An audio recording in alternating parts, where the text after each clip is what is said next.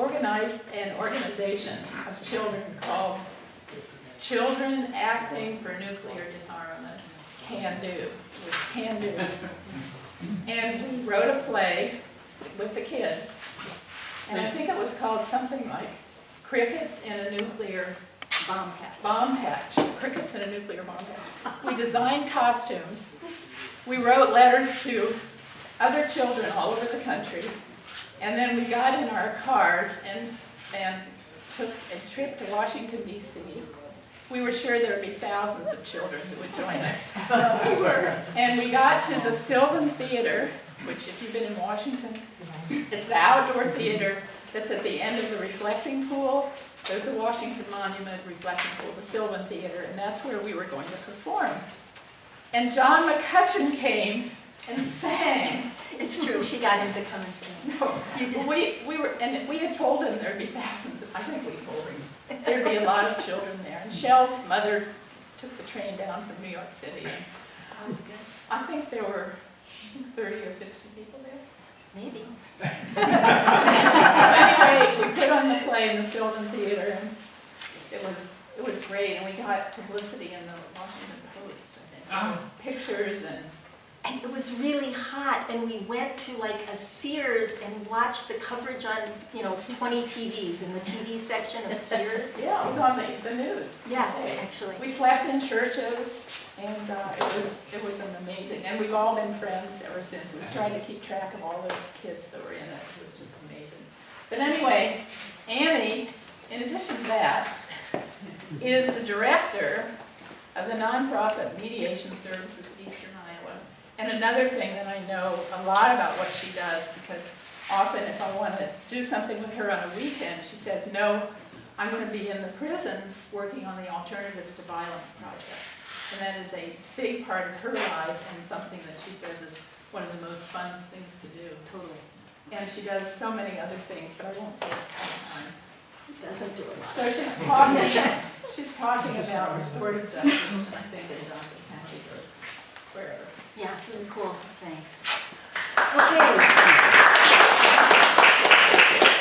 So here's the deal. I'm sorry that I missed lunch. What happened last night, like I kind of, by the end of the week, I knew what I wanted to do today. But last night I yesterday afternoon, started listening to this video online. Kay Pranis, Pranis, was speaking at Pendle Hill in March. That's a Quaker place in Pennsylvania. And she was talking about restorative justice. And the way she's talking about it, resonates for me. What I know, I'm, not an expert, but in my experience, and yet she turned it on its ear and made the scale and the effect way bigger. So what I'd like to do with our time is first start out with a real interactive thing, because the experience will be kind of an anchor for the rest. And then really do something that I hardly ever do. I'd like to read parts of what she said, because I really transcribed it because her words made a difference for me. And I usually don't do that, but if you could hear it like a story and we'll have and some points, that would be good. And then I'm glad to tell you about some things that are going on restorative justice-wise in Johnson County, because there are quite a few options, and if you're interested, if anything resonates with the kind of thing you like to do, you might be interested in finding out more. So, I guess the thing I want to start with, before we do that, is, no, let's just do that first. Okay, so, one of the skills, restorative justice is, at the most basic level, people. And what are one of our skills? Our two basic skills are being able to talk and being able to listen. So what I'd like to do is spend a little time having an experience and kind of breaking that apart to understand it more about it or look at it differently, and then bring that into the rest, like I said, okay? So, and what I'm gonna do is kind of gallop a little bit with this. This is the kind of exercise that you could do kind of linger and process a little bit more and hear from more people, and it feels good. But if we're going to do everything we want to do in 45 minutes, then we'll just do it shorter, okay? So you'll notice that I'm galloping. Sorry if it feels a little fast. Okay, so the first thing is we're going to look at not listening. We're going to look at listening and not listening. So how do you know somebody's not listening to you? They don't look at you. Yeah. They don't look at you. And here's the interesting thing about that. Eye contact when listening is actually a cultural thing. That's what the dominant culture in our country thinks. But who knows about other cultures that think differently? Go ahead and tell us. Yeah. I noticed when twice I've been in Southern Africa that especially if someone is talking to someone who is at a higher power level than they are, to look them in the eye is considered kind of an insult, like they look down as a form of respect. Right. So. Yes, and so there are different cultures that have that view. And when we were doing ABP in Mitchellville Prison, we were talking about listening and we were doing this kind of work. And one young woman said, so I'm Native American, and I was taught by my family and my elders and my grandparents to do exactly that. If I'm talking to or listening to someone who is an authority figure, it's respectful to not look them in the eye. That would be kind of insolent or a challenge. And so she said, but, so when I was a kid, like in elementary school, I got in trouble all the time. My teacher would get really mad at me, she'd get fed up and she would send me to the principal, and soon the principal was really upset with me. And I didn't even know why. I did not know what was going on until I was about 15, and I figured out they wanted me to look them in the eye when they were talking to me. And when I started doing that, my life got easier. So like that's a real anchor for me about that. When my autopilot of expectations, like, aren't you like looking me in the eye? You know what I mean? It's like, yeah, maybe not, and that can be okay. I wonder if some of those cultures have a background of more interaction with nature. Dogs do not like you to look them in the eye. Right. It's threatening. Right. And I make the mistake when we're walking, like looking a dog in the eye, and like the dog's like, you know, what are you doing? Right, that's a really good point. And I want to say that Henry Harper once, when we were talking about this, he said, yeah, when I was growing up in St. Louis, like, we did not look, what happened? We did not look authority figures in the eye because that's what they wanted, and we weren't going to give it to them. So, which is one way of having some power in a situation where maybe you don't have much, right? At least you can do that. So anyway, eye contact. Can you see that?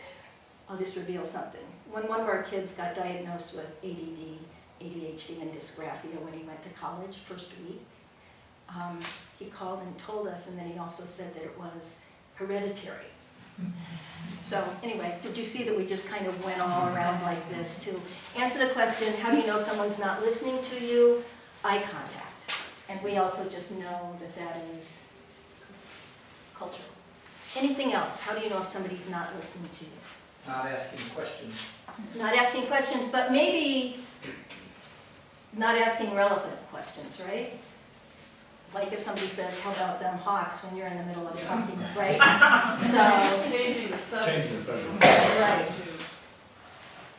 Okay, what else? Yeah, Harry. They're looking at your cell phone. Oh, yeah. Well, so once I was doing this, and it was in a room, and there was like a real variety of ages there. And someone said that, and then a young person said, no, I can hear you. I'm listening, I can do both. And we've had that conversation in my family with those kids that are now adults, and there are differences of opinion on that. But I stand with you. Okay, good. How about one more? How do you know if somebody's not listening to you? They're interrupting you. Yeah. Right. So, or, and even kind of a piece of that is, the interrupting is, suddenly they're talking. So they almost physically can't be listening to you. Except, in families where people normally talk over each other, and that's fine, and they hear each other. Okay, so here we have just examples of not listening. No eye contact, not asking all their questions, focusing on their phone, interrupting or talking. So here's what I want you to do. Get a partner. Hopefully it's a partner that you're not with regularly. So if you could just, so this is a moment where it could go faster or slower. Could you just find a partner, please? Every timing like a little weird. So here's the thing. First of all, before I give you directions, I want you to just think about something that matters to you that you're willing to talk to this person about for 1 minute. Doesn't have to be the closest in thing going on with you, but it has to be something that matters to you. Okay? Yeah. It could be like, what you're going to do next weekend because that matters to you. It can be, so everybody got something? No. They just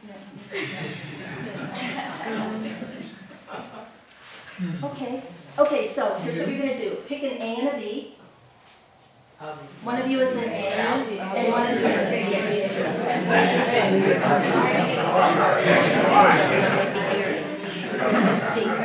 So here's what's going to happen. A's, here's the hard part. Actually, who has a cell phone that knows how to make the timer work, and you can do it really fast? I can do it. Okay, so what I want you to do is just, when I say go, but not right this second, just set it for 1 minute. Okay? It'll just make my life so much easier. 1 minute, we're ready to go. Wait, but no, not now. So A's are gonna talk about something that matters to them, and B's, what you're gonna do is any kind of not listening you want. You can be a really over-rude not listener, right? We know about that. But you could be a covert not listener. You could be someone who looks like you're listening, but you're thinking about what you're going to do tonight, right? The covert not listener. But either way, be a not listener. Now, the way for this to be really effective is that both of you have to stay in role. If you're the talker, keep going about something that matters to you, no matter what. If you're the non-listener, keep at it. Because it's the whole minuteness of it that brings the effect. Ready? Okay, any questions? Okay, so it's the A's talking first. Ready, go. I don't know how to do that. Here's something we do in ABP when you're ready for everybody to just stop talking and focus commonly. One person goes like that, and the expectation is as soon as you see a hand in the air, you put your hand in the air too and stop talking. And at the end, everyone has stopped talking. So let's just start using that, okay? Good. Okay, so what I want to do is hear from the person, you when you were talking. What happened for you? What thoughts did you have? What feelings? I just want to hear that. Does anybody love to write? Want to be writing up here? Oh, You were no, first. not like that. Okay, I will write on the flip chart. Okay, good.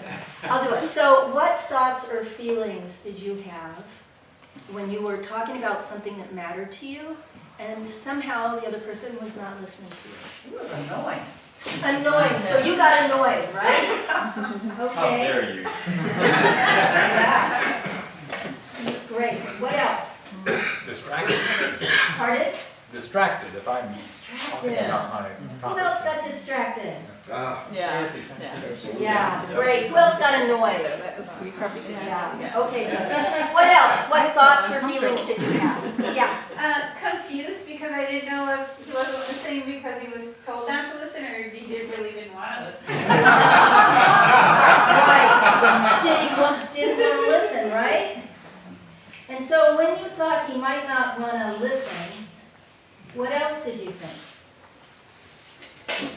Didn't feel respected or recognized. Yeah, not respected or recognized. So I really have better handwriting than this, but not right now. What else? Not valued either. Not valued.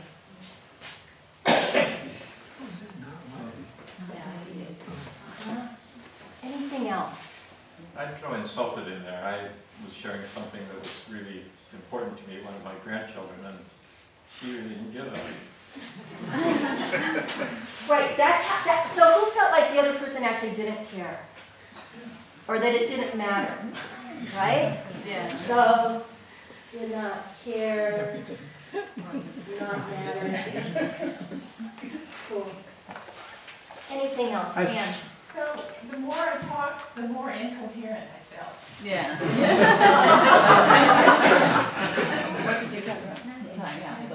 Great. It's taking forever. Oh, it's been a minute. Anybody else feel like that part of distracted and stuff like that? Yeah. Karen? I felt that what I was saying was important. And one of the techniques I tried was being in his personal space, moving up into his personal space so he might start looking at me. Oh, you started moving into his personal space. Yeah. Anybody else start doing physical stuff? So you tried to get in his face? I mean, I changed those words a little bit. But good point, Carrie. Anybody else started doing some physical stuff in reaction? I looked down at the ground. Not physical, but I just feel like, well, why keep talking? I mean, if they're not listening, keep quiet. And I walked away from you to get my cell phone on purpose because I was having a hard time ignoring you. I know, right? Because I was interested in the subject, and so it was really hard. Okay, we'll just take a time out. Let's talk about when you were the listener and not listening. Mixed feelings there? Just acknowledge? Yeah. Okay, good. We just, hard, you're right. So we're just acknowledging that, but we're focusing more on when you were the talker, but that's important to acknowledge. Okay, anybody else? I was just gonna say, she said earlier, like, you said you were looking Oh, down. yeah, I tended to also look away and like kind of talk down towards the ground so I didn't feel like, I felt like, oh, we're both not looking at each other, so it's more okay. Kind of way to get some kind of power in the situation, Yeah, right? Yeah. Okay, so look down, looked away, looked Mhm. down. Okay, great. Anything else? This is great. Well, my partner did look at me, and I had the sensation that I was getting to her. Okay, so you actually, so this is not Academy Award night, but separate from that, like, so actually in the middle of it, like, because she did that, one thing, she looked you in the eye, you felt like, oh, she's listening. I kept on going. And kept on going. Okay, you kept on going because you felt listened to. Who felt like stopping? Because you weren't. Yeah. So did I say that? Wanted to stop? We'll just do that. Subsection. Okay, cool. Good work, you guys. Now we have one more to do. This one is the A's and the B's, and you'll talk about something that matters. It could be a different one if you feel really burned by that person and you just don't want to go there. Wary of going there again, you could use another one, right? You mean another person or another topic? Another topic, because you're going to be with that same person. It's not going to get any better. Well, But you can keep the same topic if you want. you If can. you really like talking about it. If you, yeah, right. If you like talking about the topic you had for starters, you can keep it. If you want to do something else, you can, but it has to be something that matters to you. But this time we are going to focus on how do you know if somebody is listening to you? Let's just get that. How do you know if somebody's listening to you? They know. They're asking like relevant questions. So B is supposed to act like they really are listening? Well, wait, we're almost there. I kind of jumped. We're just now making this list, and then I'm going to give you Eye contact. eye contact, and we know that that's your expectation, right? And that's cultural. What else? Yeah. Well, body language, are you listening, maybe even how you hold your eyes, how you tilt your head? Right, so Body body language. language. And you know what I'm liking a lot? Remember how now people are saying, I'm real slow, maybe this is 5 years old, but like lean in? I'm really liking that. Because I'm kind of a kinesthetic person, that leaning in, people say what's needed here is for people to lean in. For me, that's about what you're talking about. Yeah. Anything else that has you know that somebody's listening, Stephanie? Just a head nod. It's part of body language, but when people make points, if you nod. Yeah, and I want to say something as a mediator. Like, here's the deal. I'm going to take you two guys. If you're in a mediation and I'm the mediator and I'm neutral, and you're talking, and while you're talking, I just do my kind of autopilot. How do you feel? Like maybe you're not really registering it, that you're on autopilot. That I'm on autopilot definitely could be. Sometimes people feel like if I'm nodding, which is part of my I hear you, they think that I might be going, I agree with you. So it's a really good thing when you're with more than one person and there's stuff going on to recognize that if this is one of your automatic things, it might not be helpful. It might send a wrong message. But if there's just one person, it does seem to send the message culturally that, yeah, I'm listening, right? Okay, the head nod. Who else? Yes. Saying or whatever. Same thing, right? Could be I'm listening, or it could be agreement with, right? The questions thing that you said first, there's different kinds of questions. There's a question that sort of has a general relation to the topic. Then there's a question that demonstrates that you've actually thought about the comment and have processed it and have a real question about what was said. So, I guess I mentioned that the kind of question that's asked demonstrates how much listening happens. Okay, I'm going to put that there. I'm sorry, Roger, did you say something? Barry. Besides asking relative questions, they identify with what you're saying and start add in their own experience. Right. Right. Not too quickly. Not too quickly take over. Yeah. Right, versus taking over. We'll put that over here. The Me Too thing, I think I'm really guilty of that. Like I'm trying to empathize, but what I'm doing is I'm like, it's not their story, I'm making it my story, and then that's bad. You know? Right. You know, like I have this like image in my head of like if a conversation is like a ball, it's like when I do the Me Too story and say, yeah, that happened on our trip, and what happened with us is, and I'm walking away or holding the ball the whole time. So that's what I have to watch out for with the Me Too part. Okay, great. Anybody else for one more thing, somebody's listening? I think of like kind of some empathetic sort of expressions that when someone says something that's really sad, your face mirrors the emotion of that. Does that make sense? Like, I don't know if it's mirroring or what, but like you show empathy. Okay, great. Emotion and empathy, great. Okay, you guys, so here's his listening list. Asking relevant questions and even more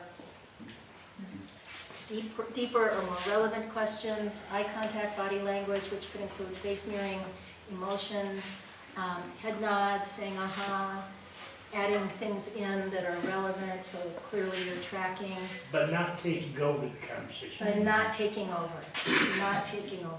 I was just thinking too, that sort of idea of saying, well, what I'm hearing you say is, and you sort of repeat, like you paraphrase what they said and it shows that you heard them. Right. That makes some sense. And so, you know, like that kind of thing is called active listening because you're being active, you're speaking, but you are representing that you're listening, right? And then a great thing after that is to go, is that right or something, just like you're checking in, not like, you know, still open to them correcting you. Cool. Okay, so now back to the exercise. You know if you're an A or a B, and Stephanie's got her phone ready to go. This time, I think A's went first last time, right? Okay, so B's will go first this time. You are talking about something that matters to you. It'll be a minute. What I want you both to do, again, is stay in role. If you're the talker, be talking about what matters to you. If you're the listener, be listening, and these are ways that people pick up on the fact that you're listening. Can I ask a question? Yes, question. I'm wondering, is this supposed to be a conversation, or is it not supposed to be a conversation? Thank you. I'm so glad you said that. This, you know, we do have some conversational things in here, like what you say back, but this is not a conversation. This is more of listening. You might have one question, and then the person goes on with more. But that's not your cue for saying, yeah, it was just like that in my life when. So this is not meant to be a conversation, and that is a terrific question, Eric. Thank you. Okay, so did we all catch that? Makes it hard. Okay, good. Conversations can happen afterwards on your own time. This is a work session. Okay, so ready, go, B's Now- are talking, A's are listening. Okay. Okay, this is the shortcut. Who had a better time?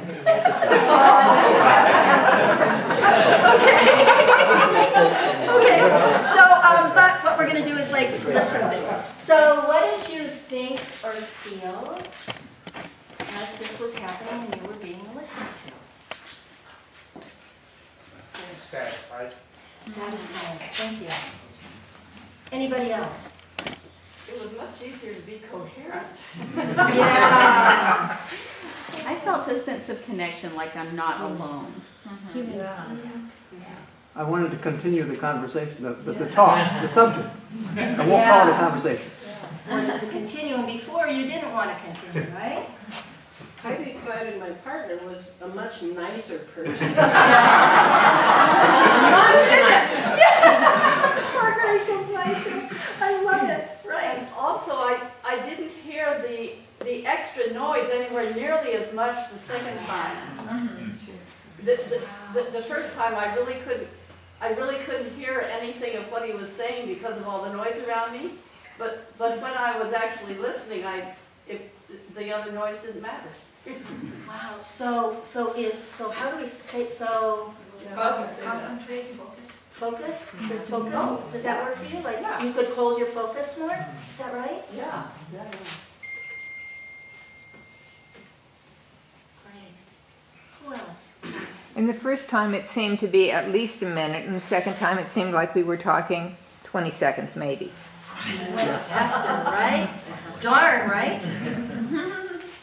Much easier. Feeling appreciated. You felt appreciated. Yeah.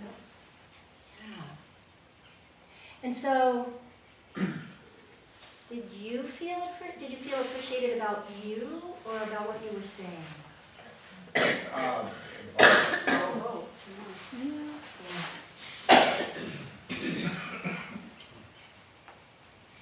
Okay, great. Relationship building.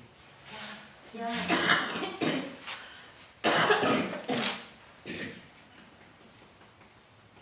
And that, for me, that's similar to feeling connected that somebody said before. And, I learned a lot in that second minute than I, probably a million times more than I learned in that first. yeah. Anybody else? Yes. I just felt hope, like that there was something in the future after this conversation. Oh, so felt hope for the future. It wasn't just affecting you right now, hope for the future. Okay.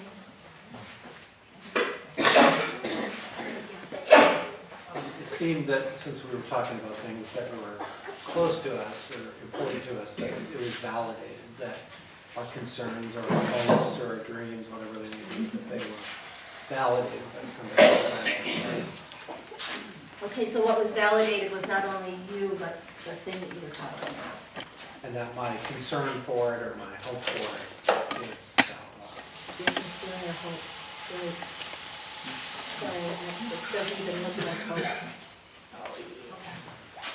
Anybody else?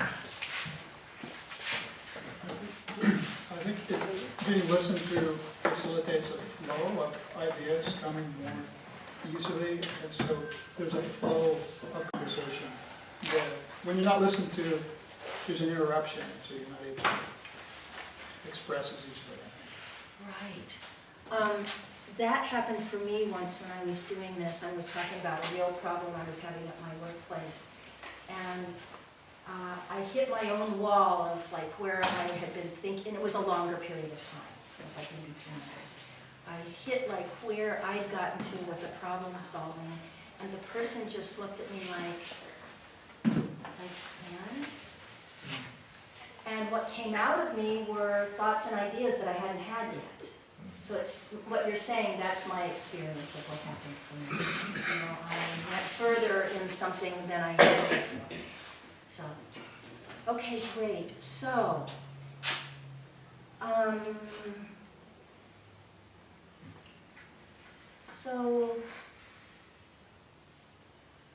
so what do you notice about this?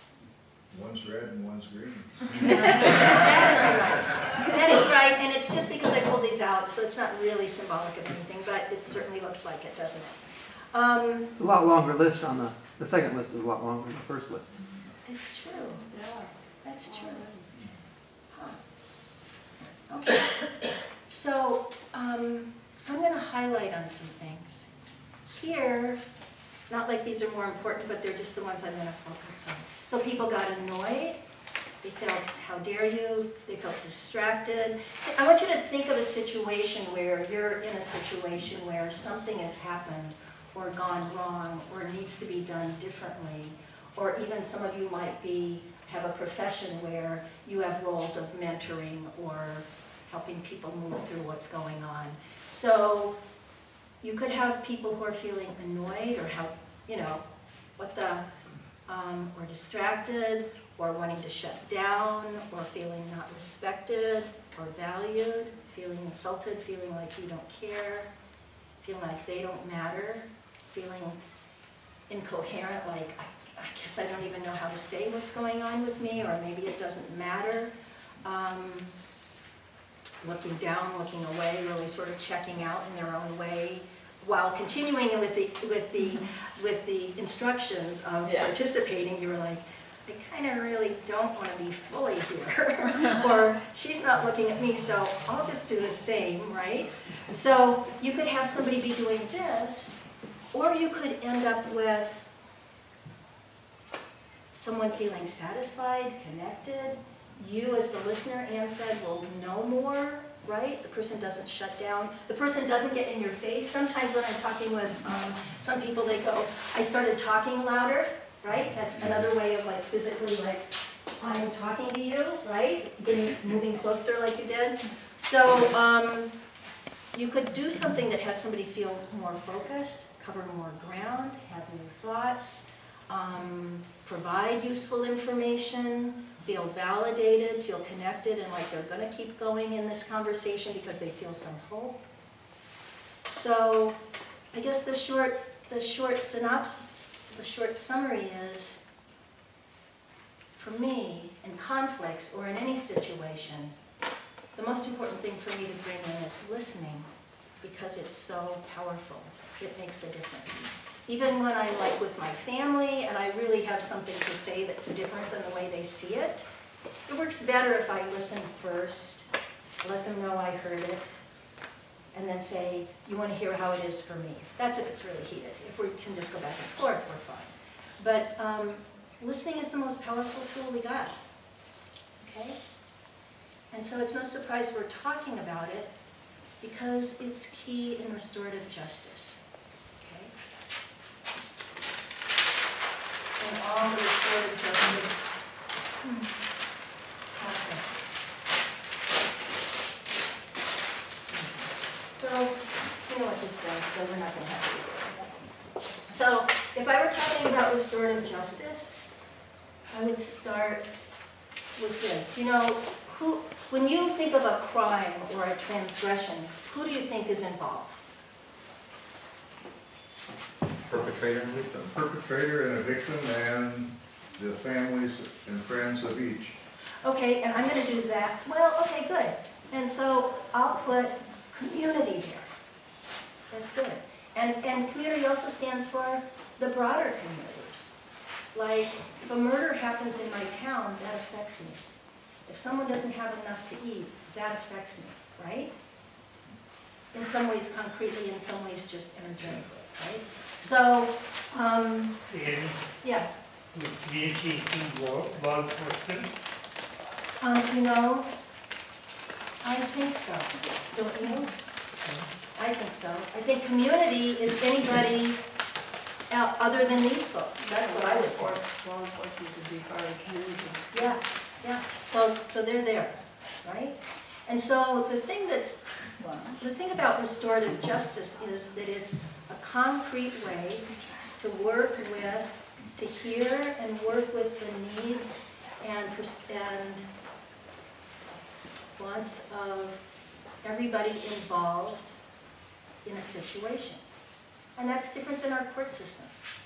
What's kind of interesting about, if you think of victim-offender mediation, what's interesting about how it got started is people wanted a way for the victim to have a way to have voice and talk directly with the person who did the offense and let them know what happened, because they don't get to do that in the court system.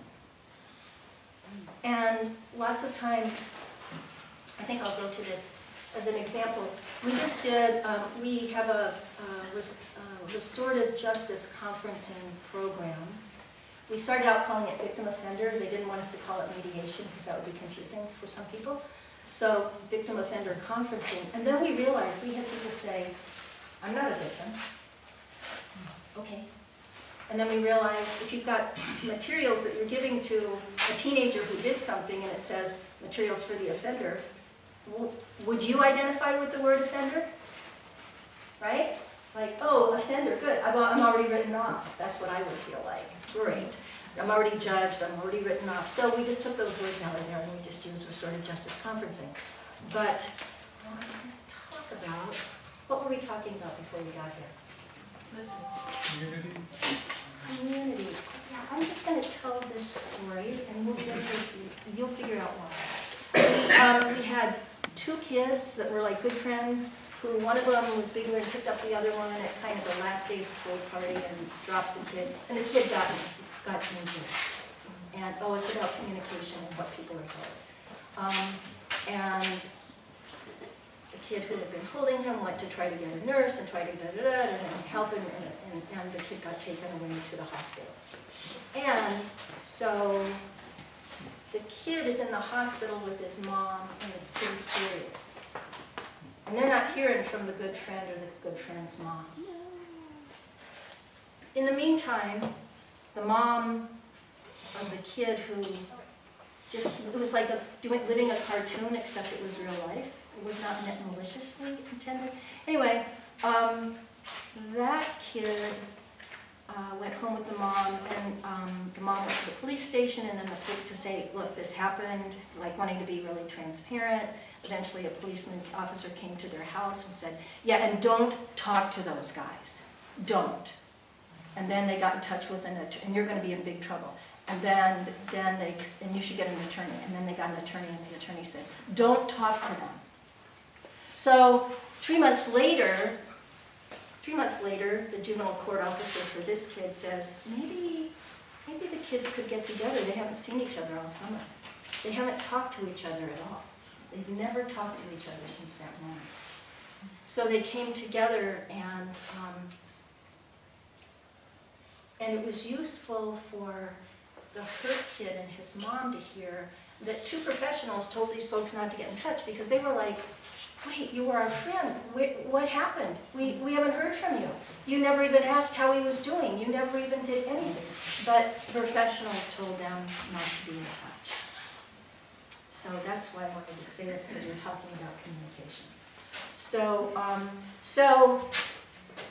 restorative justice processes give everybody a chance to be in some kind of communication and say their needs and be heard, and then be part of figuring out what's next. Okay? So that's one thing that is restorative justice. The other one, like for me, and other people say this, so if you could just pass these around. The other one is this story.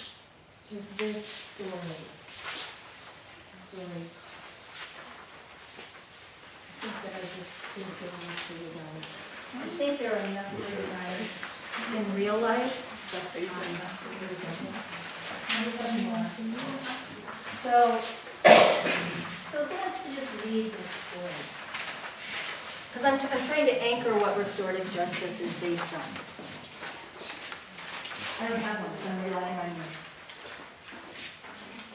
you. There you go.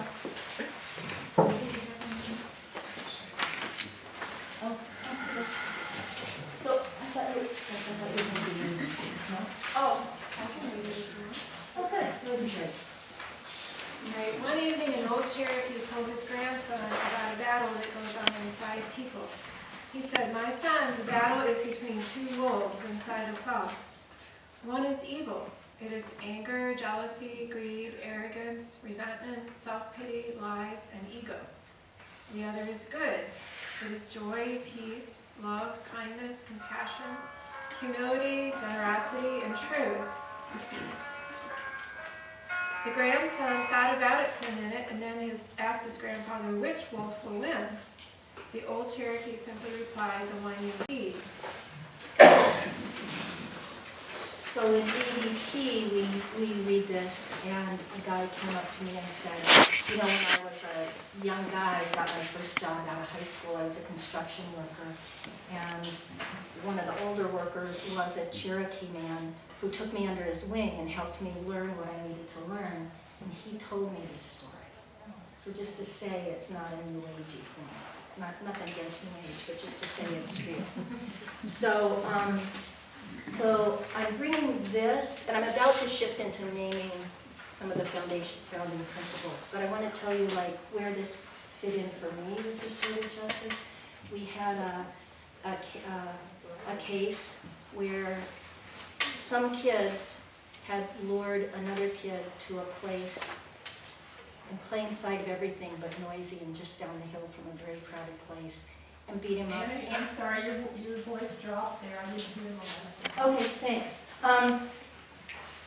4 boys lured another boy to a location that we would all recognize, and then with the purpose of beating him up, and took video of it, and I got a copy of that video, which was not a video of the whole thing that happened, but a part of it. I got that from the county attorney's office because they referred the case. And when I saw it, and I saw how one kid was dressed for it, he had things that were like, he had gloves so that he could, and he was the one who was doing the beating. And that's not the kid we were working with, but I was so upset that I just did not know how I could work with this kid. Like that was over the edge for me to be part of that. And I didn't know what I was going to do with that because my role is to be a community member who cares for the well-being of everybody there, and in that way is impartial. So it was this story that helped me go, you're there for the good wolf inside of him. That's who you're there for. And when I did that, I could be present and fully supportive of that person having a useful experience. So to me, those are some of the things that guide me when I think of restorative justice. What I'd like to do now is first ask Anne how much time we have. Oh, probably 10 minutes. Okay. So what I'd like to do is... Or 15, I mean, let's, do Okay. what Just you so we want. have a little time for questions. Do what you want to do. Okay. So here's the deal. I told you that I watched that video, and what I want to do is convey what Kate Pranis would say about this, because the way she's framed it is really beyond what I would have told you before. And so that's what I'd rather share, and I'm just going to read it to you as I said. The first thing she started with was, we don't have a lot of places where we can reflect. So she's talking about all the different kinds of restorative justice processes, and we'll talk about some of them that are local. Just as a people, as humans, we lack reflective places where we can let our individual and collective wisdom emerge. Right? A very simplistic way would be partly that 2 wolves, right? That one part of us come out. Where we can help each other remember who we are and what we know. And she thought of a Native American shaman who she worked with, who said at one point, teaching is really rekindling the truth that you were born with, as opposed to giving you something new. So that's where the learning happens. And so, so think of that, and then notice that she says, in places that matter, there's like equality,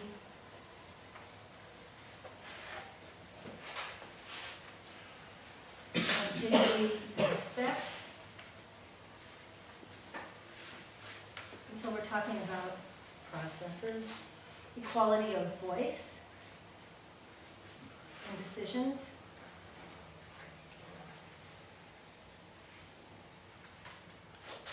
Inclusion.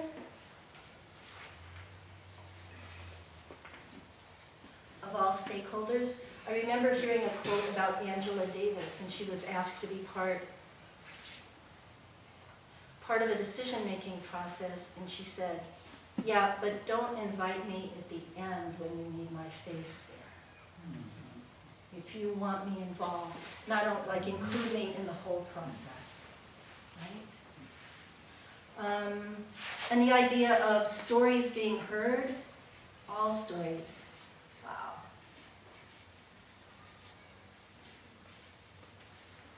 Before decisions.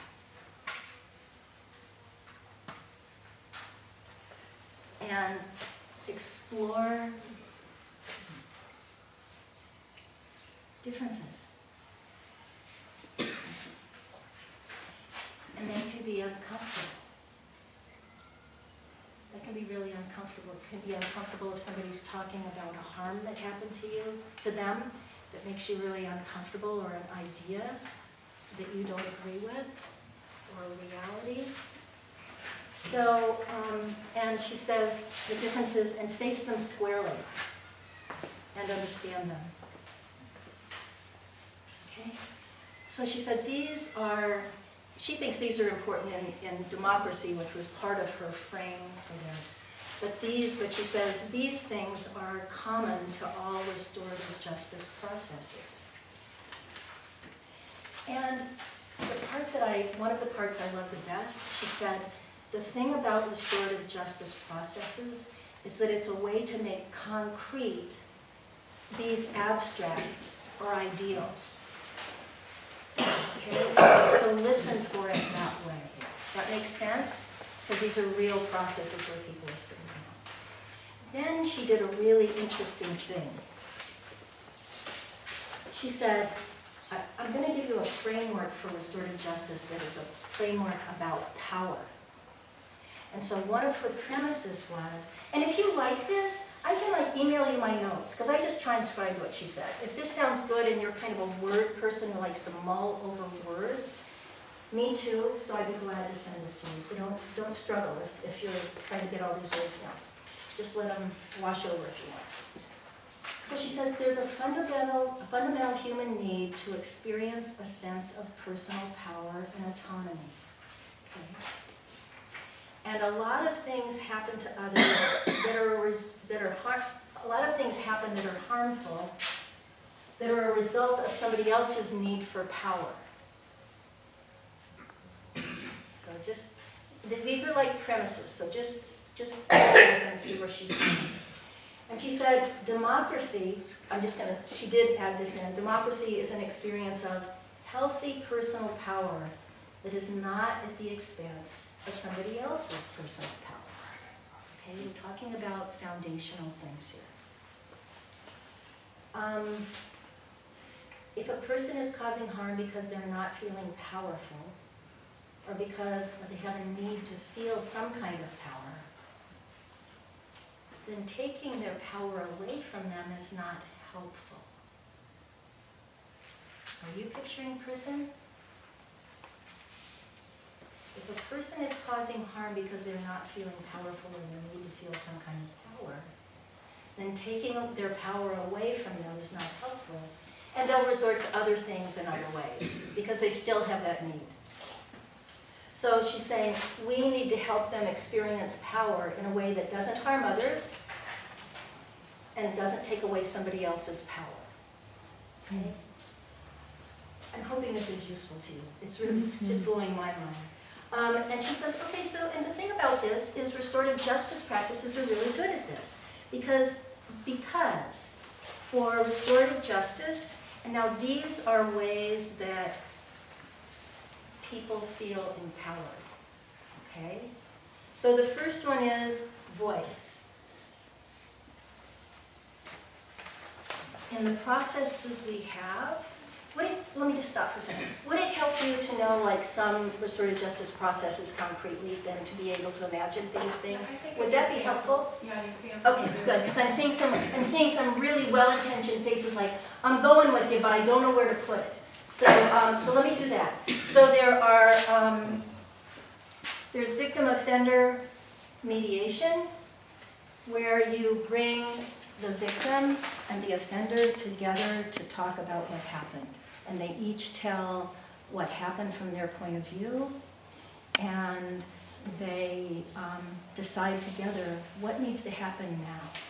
You know, do you need to repaint the fence? Do you want him to repaint the fence that he put graffiti all over? You know, what will you guys work on? Do you need to be paid back because somebody wrote a check on your account?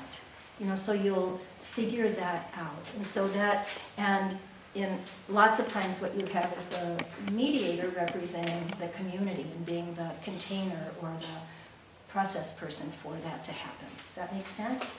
Okay. So then there's also, there's circles, which are really powerful. You wouldn't just have the two of you, you would have your sister, you would have your neighbor, you would have your mom, you would have a lot of people in the room. For a kid who was coming back from kid prison, kid was in kid prison, maybe Eldora, I don't know the name. Kid was in kid prison for stealing a car, came back, on the fourth day he was back, he was walking through a parking lot, he noticed the car was unlocked, and he just got in the hot wire and drove it away.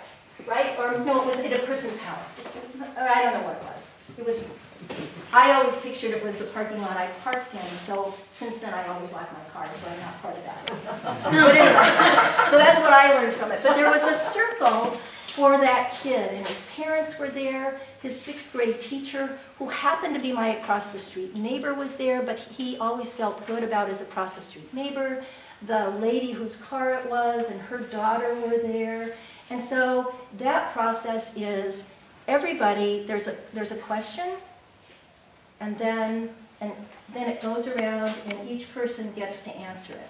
And usually the last person answering it is the person who did the harm. So they get to hear everything that is asked. So what brings you here? I'm the 6th grade teacher. He's my son. It was my car. Da, da, da, da, da. How did this thing affect you? He's my son. I'm embarrassed to tears and we're going to lose him again. Is he just always going to be in prison from here on, right? So that's the value. That's everybody speaking together and hearing and just responding their own truth to whatever question it is. One of the questions turns out to be, what strengths does this person have, right? What would make this right? Okay, so that's another thing that we have. We also, in this town, we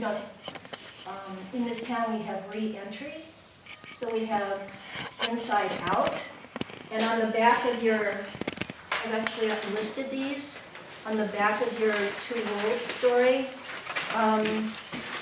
it's a re-entry thing, and they have mentoring for people coming out of prison, tutoring academic skills. Maybe I was in a re-entry circle 2 times before I realized I couldn't continue with it because of the schedule. So, and that's like a circle of people who want to help somebody make a life when they get out of prison. Help them, be with them, help them figure out how to get a job. So it's community, right? And they may not know anybody because they may be here from someplace they don't know. That person had one niece that lived here. So that's another kind of process. AVP can take place in schools or the community. We had one for the community, but it often takes place in prisons around the world. And it's very interactive, and people sit in a circle the whole time. And we do things, or hear something, and talk things out, and then share. So it's a lot about talking and listening. Are you guys getting an image of what these things are? Yes? Okay, no? It's okay to say no. Okay, so I hope you see from what I've said. Oh, we might soon be having some circles in the schools. Yes. You know what, listen, when I read this stuff about circles, I want you to listen as if it's happening in our school system, because it's very powerful. And there are victim impact panels, I'm reading from this, where there are people who they or their family member were harmed, and they come and talk in prisons or to community members or to people who have had charges, so that people understand the other side of it, right? And I guess the thing that I want to say that is the most important thing, different than just regular common mediation, is that to have bringing people together work, you need to prepare people for what the process is.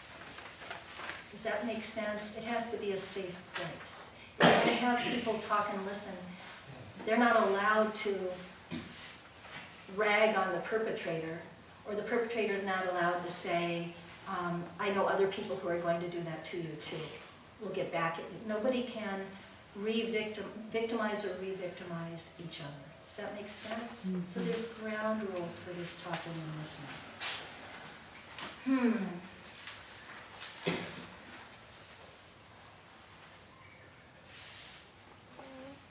So, we were here, and then you wanted to have an idea of what these processes are, so why these ideas matter or how they're implemented, right? So, the other thing, I'll use this one. She calls it deep listening. She made a really important, and we were talking about power, right? What is empowering for individuals is to be heard and have their voice matter in decision making, or even just heard. To be listened to is really empowering, because in our culture, if you're valued, you're listened to. Do we know a person with the name T that is listened to a lot and therefore is given more power than many other people, right? Do we know that there are stories that are never heard? We do. So when you're listening to someone, that is a way to get to not only respect them and acknowledge and value them, but it shows up as feeling personal power. Okay?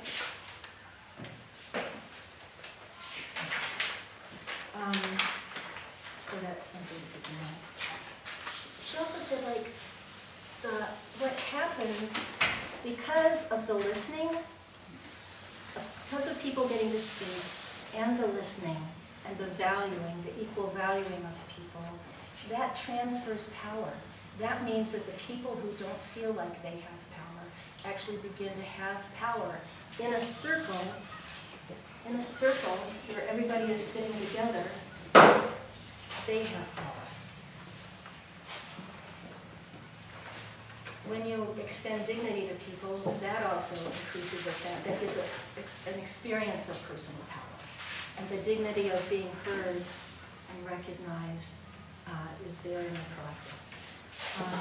It's assumed that everybody brings gifts or ideas to offer. It's not like if you are the person who did the crime and we're in a circle, it's like, we don't really want to have to listen to Weatherall, right? No, it's like everybody is seen as part of the solution, and that what they say matters and will be part of where we get to. So that equality, that equity, is has some people who aren't experiencing personal power feel personal power. Is this making sense? Yeah, okay, thanks. So the ways that the process give people personal power is meant to be like an antidote to like, I don't have, it's an antidote to me wanting to get power by getting power over something. That need for power that we talked about at the beginning, the process feeds that need. And the fact if I'm sitting in a circle with you guys, and it's my turn to speak, and I say something, and usually I'm silent, it's like I'm getting my power in community. I'm not getting my power in an act, I'm getting power in community, and it normalizes it. Does that make sense? The process itself is what provides people with that personal power that they've been missing. So then, here comes the exciting part. I'm sorry, this is the first time I've done it. I felt like I was a scout and that I wanted to bring this to you.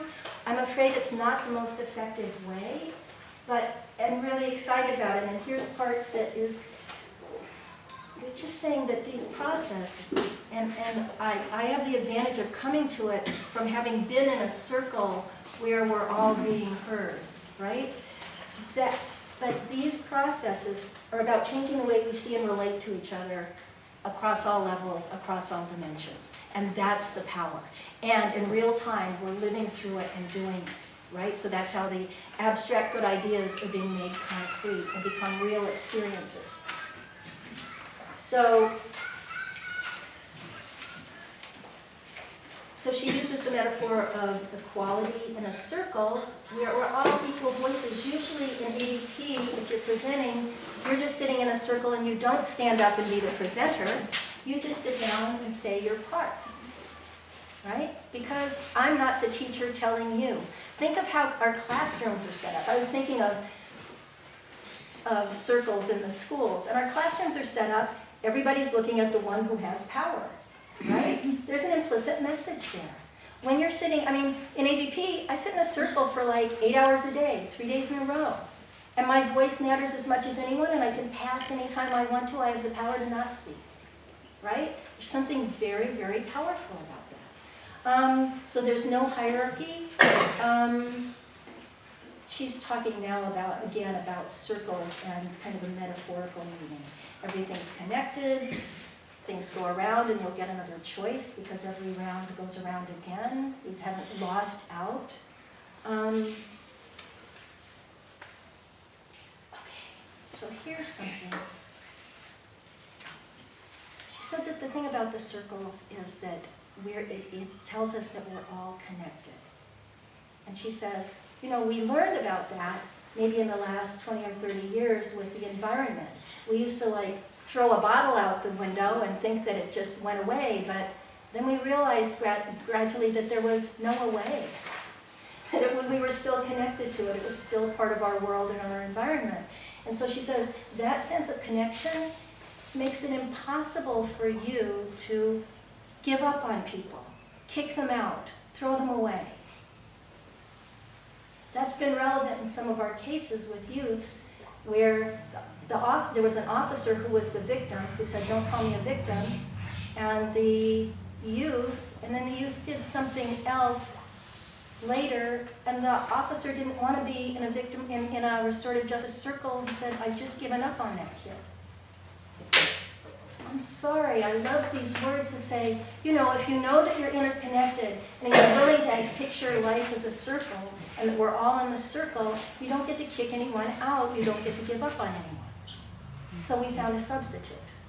And that person gets a right to have that feeling, but as a community, we don't give up on it, okay? And our process didn't give up on that, okay? So, okay, now here's the other thing. So I found that powerful. There's 2 more things that she said. There's a biologist named Mary Clark who says the 2 most fundamental human needs are meaning and belonging. And if she's right, we've created a culture that systematically thwarts the 2 most fundamental human needs, making meaning or having meaning and belonging. So I found that pretty amazing myself. So the last part, she said, is something that it takes if you're going to be part of a restorative justice process, is to fly in the face of an important value in our society, in our culture. And that culture is, it's important to know. It's important to know. And the thing about that is, the more you know, then you go get more and more status, and the the risk of what you will lose if you don't know is greater, so you will keep trying to know more. But what she said is that if you're facilitating a conversation and you think you know where it should go, you will drive the process. You will listen to comments. You will make your own comments based on trying to drive it toward that. And when you do that, you are thwarting the collective wisdom that exists, and that is always going to be more than individual wisdom. But we've grown up and we've been taught that we have to know, and professionals need to know, right? Whatever you do on this planet, your edge is, I'm trying to know so that I can do it right. And she's saying, no, the most powerful thing you can do is have a process where you are allowing people that time to reflect and having their wisdom come up for them that they can share and inform all of us, and that it's that willingness to not know and that uncomfortableness of being uncertain about what's happening and what will happen and will it work out, and the nonstop chatter in your head of what you think should happen anyway. That's an important edge for us to be aware of in any situation. So, thank you for listening.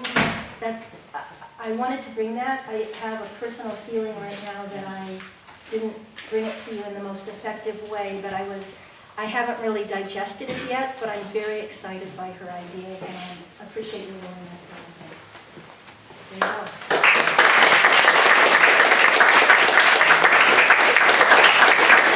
Okay, Annie, that was wonderful. If you guys have any questions, if you raise your hand, I'll recognize you so you can respond to your questions. I just want to quickly, and this may be obvious to some, but I know a lot of us are interested in how this connects to racial justice, especially locally. Right. Okay, so interesting. Let's see. I do. Well, if you are talking about people who are in the system, in Johnson County, we, as far as juveniles of color and adults of color, we're just disproportionate as all get out. We're among the worst in the country. So that has us have a disproportionate number of them possibly coming through these processes, right? The part that is exciting for me, good, I want to say something specific about the restorative justice with juveniles. There was this quote. There was this quote from a Native American judge. And he was saying, you know, we like the circle process because when people don't feel connected, they do the craziest things and the most harmful things. And so having a circle gets them back into the community. But when I was reading that and writing a grant for that process, I thought, you know, I think a lot of the kids that are found to be doing something, charged with something in our community are disproportionately kids of color. And I have a sense that they may not already feel very connected. So when that Native American judge was saying we want to bring them back into the community, I have a feeling that they don't already feel like part of the community, right? So what do we do in that program? So I can just speak from that. We have a diverse group of facilitators, so we always want our facilitators to be diverse and represent who's ever present, right? But we also want it to be diverse. So if it's say a white kid, we want to have a diverse team so that they look out at us and see the community, which is diverse, right? So we're sending that message, right? I think that what's possible in those conversations, because people are, you know, there are ground rules, so there's a safety level and people talk honestly, that they're maybe having a conversation that they would never have had with a person across differences, right? And that in that small way, there are relationships being built, value being given clearly, and that it can make a difference. It's a small edge to be working on, but that's part of how we see it. Right. Does that begin to Thank answer your you. question? Thank you. Yeah. Other questions? Yes, go ahead. Oh, no, I was just waiting for Diane. Andy, we're seeing so much of non-communication in law enforcement where the victim is already dead because they weren't allowed to hear their voice to the law enforcement. Doesn't have to start with the community and law enforcement community. I think the community could, if I'm like, are you talking about some of the murders by officers, is that what you're saying? And maybe some of them were not exactly murders, so. So I think it's powerful when the community comes together and talks about it. You and I know someone who's now an officer who says it's hard on officers feeling, let's see, I wanted to say demonized, but that's not a really good one. But often, like, the officers are also part of the community, as we said at the beginning. So there has to be relationship building and uncomfortable conversations and people brought together in an ongoing way. Does that make sense? That would be my first take. It Not as does. a airy-fairy thing, but based on these principles. It does not, but one thing I think we all should be concerned with is our city is looking for a new police chief. Right. And we need to convince the city council to allow the community to come in and be able to interview the police chief. So the decision is made by everyone in the community, not just. Isn't there a provision for that? Like there are people being nominated? I heard it's going to be after they've already decided who the last 3 candidates are. Oh, I see. But I think that those candidates, there are interview teams that will include the community because people are not, yeah, and if you look on the city and then police, you can nominate yourself to be on that committee. So there's that. I don't know if there's also going to be forums, you know, I just don't remember that piece. But you're right, and also letters to the editor about values and like the Coalition for Racial Justice. There was a point where they were saying, what kinds of things do you think are important for the job description? And so we like put that forward, and then we put it in the paper and we sent it to the city council. So there are ways that we can voice things about that process. Other questions? Yeah. It seems as if the things that are listed that do exist in Johnson County are all kind of are addressing transgressions that have already happened. Are there any forums where the circle kind of thing is happening just for conversation, just to build community without the transgression having to happen first? Wow, what a good idea. I don't know about that. I know that there are people who might be willing to do another AVP for the community, but which is one place to talk across differences and be together. One thing, yes. Can I answer that question? Yes. Because we actually do have something coming up that's Perfect. sponsored with the city, the Building and Crossing Bridges Together, that's on your upcoming good. events. That's happening next week, yeah. And that's kind of, This week. yeah, this coming week, yes, I should have said. And that's precisely what it's trying to do. So in a small way, maybe that answers the question. Yeah, and actually, I put some information about that. Sorry, I have it back here. I made 3 copies of a full description of what that's going to be. Oh, so if anyone wants to I'll see leave that. them up in finance. Very cool. I didn't know that you guys were involved in setting that up. We're the co-sponsor. So this is what they look like. Actually, there are about 6 copies, so. There are also also some informal attempts around town to try to do some things like that. I know some people have started some small groups in their homes, like Henry Harper has a book group that's kind of across the community, kind of pulling from different places. There's I think Sarah Riggs has a group in her home that she started. And let's see, Kurt Freese, who's running for supervisor, he was involved in starting a group that discusses community issues that affect people from all backgrounds in Iowa City. So, And some churches are doing some things too. right. So. Diana behind you. I just wanted to mention, if you're not aware, there's a study circles resource center. Study circles is a project that I was involved with that, you know, they're free information and resources where you can, it's organized around topics, and there's a way you facilitate it so that everyone can talk, and it's very no one's yelling, and sometimes libraries will sponsor the study circles, but take a look at studycircles.org and look at that. It's really some, way to get people, community members engaged. You can just do it with a group of friends even. So it's just an interesting place to look at materials.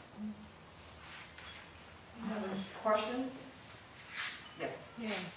So I'm curious to know, restorative justice ends up taking place inside institutions that have traditionally created other ways of dealing with problems that aren't necessarily useful, but they're part of the institution. So if restorative justice is happening in a prison setting, that offender still has a sentence to serve.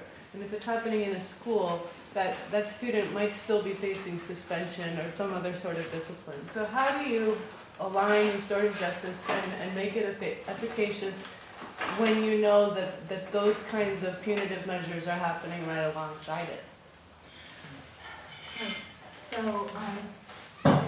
one thing that can happen, like the kid in the school, that they can work it out. So it isn't the school doing an automatic suspension. There's a figuring it out, and that is not an automatic thing. I'm just saying, when people have been sentenced and are in prison, the way that it got started was there were, after Attica prison uprising, there was another Greenhaven prison in upstate New York who didn't want to have that happen, but that's one version of the story. That there were lifers who saw young kids coming in, getting out, coming in again. So the recidivism, they were concerned about this. So how could they give an experience to the younger people who came in that would help them stay out? And so that's where it came from. Some Quakers and some other folks put together the kind of interactive thing. So it's skill building and experience empowering. Like, it is a place in the prison, for the most part, where people feel like they can express themselves. Like, no officers can come in. If somebody comes in for count, everybody shuts up. Like, that is a private space. There is a camera, but they can't hear anything. So it just is what it is. Part of what happens is, in a lot of these processes, well, in circles or victim offender, restorative justice, these folks are deciding. They may be this person may be in the system, but these folks will decide what the sentence or the consequences are. So I'm not really answering your questions. It is people doing what they can within whatever process, whatever circumstances they're in. So if you wanted to change, one thing that was kind of the lead-in for this, and I'll leave it in if you want to see, the guy who was the introducer for this Pendle Hill thing, like listed, okay, school to prison pipeline, all these things, disproportionate minority contact, everything he said. Now we're focusing on what can prevent that or turn that around, or change people's experience of power. So giving people, when she frames this as this process builds people's sense of personal power, in a system that you and I would agree is unequal in who it gives power to, that's a start, and that's a real experience. So there's no good answer, but that would be my start answer.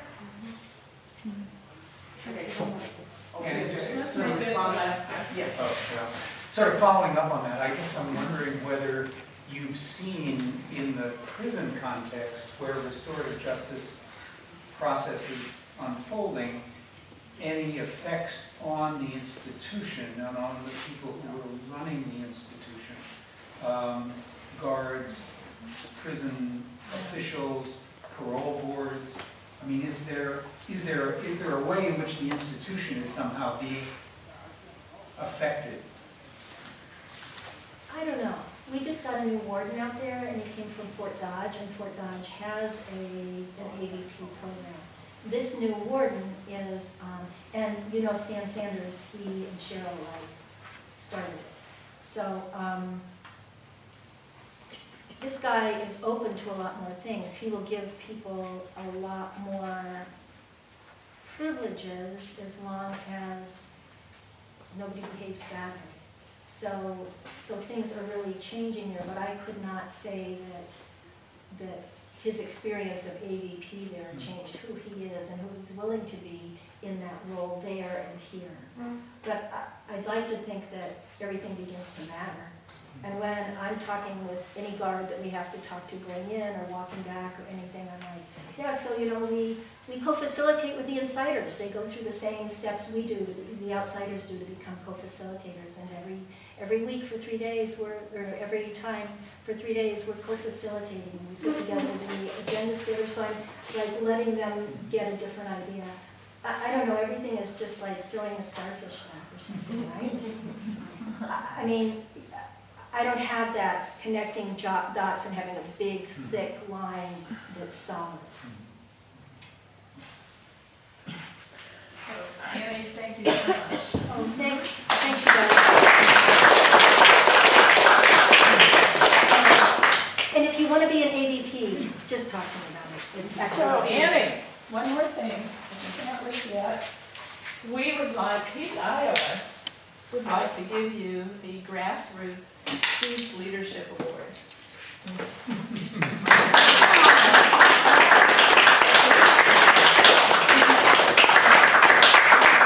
I'm in the company of Hold it up and let me get a picture of you. in the company of everyone else who's doing the same thing. All of us in our own ways. Seriously. Very meaningful talk. Thank you. Thank you so much. And if you will send to me, like, any kind of resources for additional reading, but maybe the video that you saw, something like that, what I'll do is I'll create a page and share that with everyone. Okay, and I would read anything by Kate Manis. One of the things about the school thing, I just got this very thick book by her for the schools. But it's like, first use the circles every morning, like one teacher does over in Coralville, and every kid just checks in. Just checks in. You take that time. You don't have that time when you're a teacher. You don't have that 15 minutes. You don't have it. But it makes the rest of the day go better. She says she hears things about what's going on in people's lives that she's able to help with and address, that people reveal in that. And so then if you do this, and I think this is what I'm going to find when I start the book, I just got it yesterday, that then if people are used to having their voice mattered and having some power and being heard, if all that is normalized by having a check-in in the morning, then when you've got something to deal with that's hard, that's a normal way to go, right? Whether you have the whole class or you have these 5 kids that were involved, right? So anyway, let's stay tuned. Thanks.